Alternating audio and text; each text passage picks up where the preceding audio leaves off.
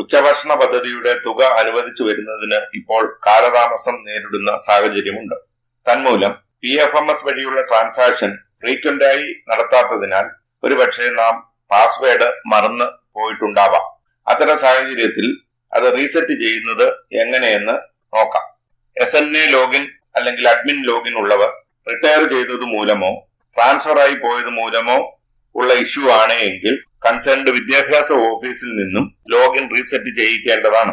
ഇവിടെ നമ്മുടെ ലോഗിൻ മറന്നുപോയിട്ടുണ്ട് എങ്കിൽ അത്തരം സാഹചര്യത്തിൽ പാസ്വേഡ് റീസെറ്റ് ചെയ്യുന്ന കാര്യമാണ് ഉദ്ദേശിക്കുന്നത്.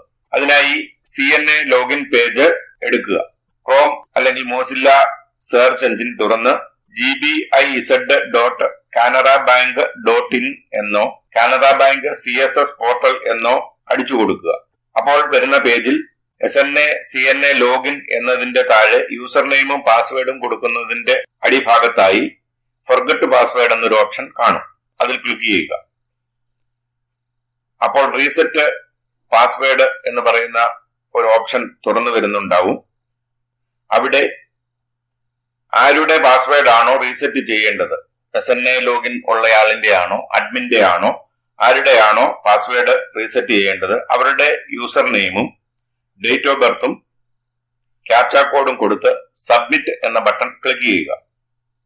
അപ്പോൾ ഒരു OTP രജിസ്റ്റേർഡ് മൊബൈലിലേക്ക് വരുന്നുണ്ടാവും. അത് കൊടുത്ത് വീണ്ടും സബ്മിറ്റ് ചെയ്യുക. ചില കമ്പ്യൂട്ടർ സെറ്റിംഗുകളുടെ പ്രശ്നങ്ങൾ മൂലം ഈ സബ്മിറ്റ് ബട്ടൺ കാണാതെ വരികയാണ് എങ്കിൽ ഈ വിവരങ്ങൾ കൊടുത്ത് എന്റർ കീ ഒരു പ്രാവശ്യം പ്രസ് ചെയ്യുക. നിങ്ങളുടെ പാസ്വേഡ് സക്സസ്ഫുൾ ആയി റീസെറ്റ് ചെയ്തിട്ടുണ്ട് എന്ന ഒരു മെസ്സേജ് കാണുന്നുണ്ടാവും. അപ്പോൾ നിങ്ങളുടെ പാസ്വേഡ് റീസെറ്റ് ചെയ്യപ്പെട്ടിട്ടുണ്ടാവും. ഇനി വീണ്ടും ഒരു പുതിയ ടാബിൽ കയറി SNA ലോഗിൻ URL കൊടുത്ത് ലോഗിൻ പേജിലേക്ക് വന്നതിന് ശേഷം നിങ്ങളുടെ മൊബൈലിൽ വന്നിട്ടുള്ള പാസ്വേഡ് അടിച്ചു കൊടുത്തുകൊണ്ട് നിങ്ങൾക്ക് PFMS പോർട്ടലിലേക്ക് ലോഗിൻ ചെയ്യാവുന്നതാണ്.